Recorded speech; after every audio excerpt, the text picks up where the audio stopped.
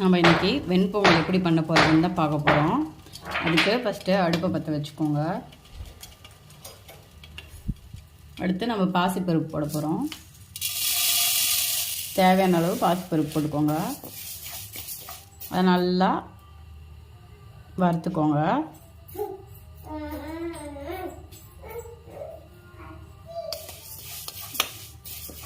நல்லா பொன்னிறம் ஆற வரைக்கும் நல்லா வறுத்துக்கோங்க. லைட்டாக மீடியம் ஃப்ளேம் வச்சுக்கோங்க. ரொம்ப ஹை ஃப்ளேம் வச்சிங்கன்னா தீஞ்சிரும். மீடியம் ஃப்ளேம்லேயே நல்லா பொன்னிறம் வர வரைக்கும் நல்லா வறுத்துக்கோங்க.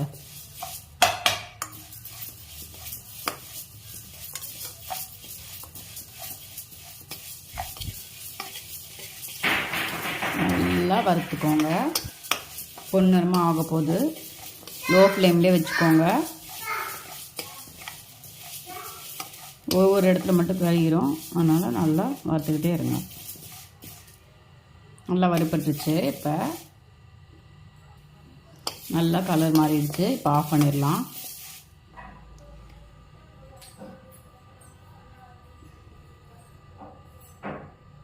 இப்போ வந்து நம்ம அரிசி ஆட் பண்ணிக்கலாம்.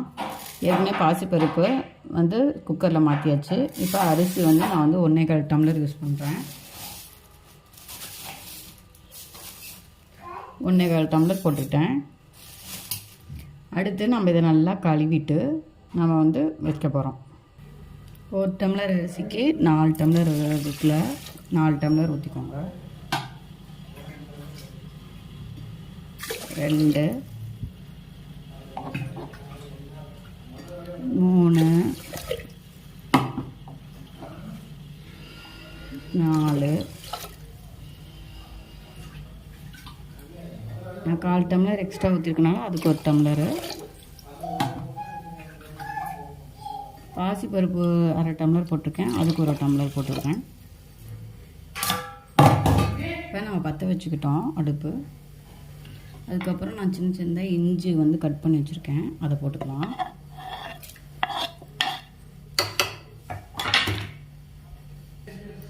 அடுத்து பச்சை மிளகாய் போட்டுக்கோங்க 3.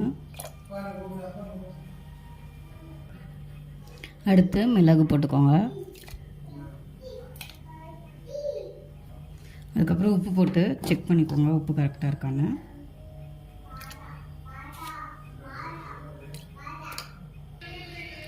உப்பு கரெக்டாக இருக்கான்னு பார்த்துட்டு நம்ம குக்கர் மூடி போட்டுடலாம்.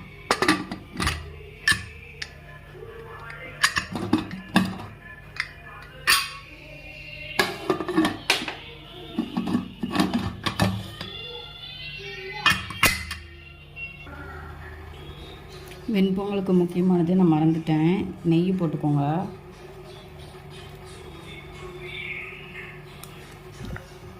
நெய் போட்டு மூடி போட்டுக்கோங்க. விசில் போட்டு, விசில் போடாமல் போட்டு அப்புறம் விசில் போட்டுக்கோங்க.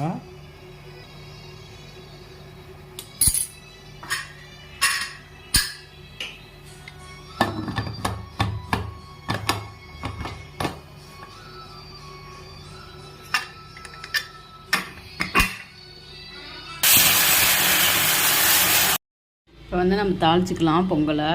அதுக்கு எண்ணெய் காய வச்சு கடுகு இதெல்லாம் போட்டுக்கோங்க. நல்லா பொரிஞ்சதும் வரமிளகா போட்டுக்கலாம்.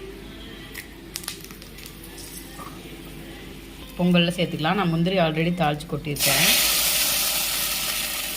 நம்மளுக்கு வந்து வெண்பொங்கல் ரெடி.